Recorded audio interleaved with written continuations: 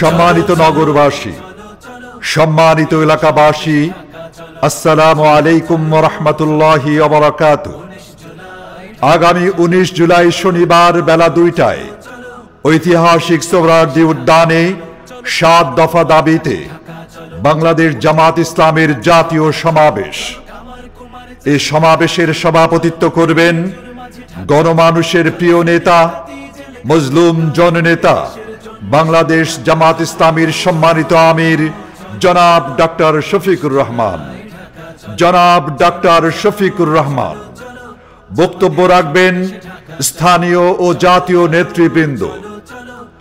19 জুলাইয়ের জাতীয় সমাবেশে দলে দলে যোগ দিন এবং বজ্রকণ্ঠে আওয়াজ তুলুন, নারায়ে তাকবীর,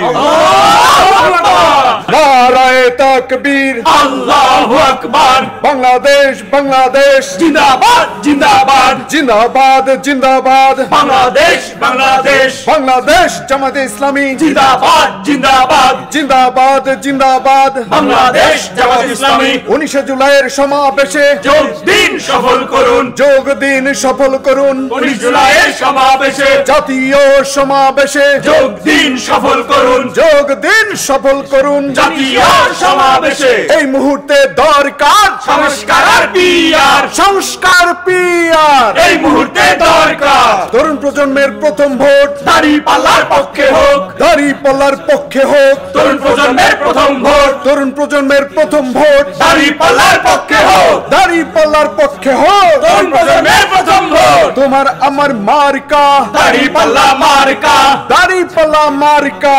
তোমার আমার মার্কা।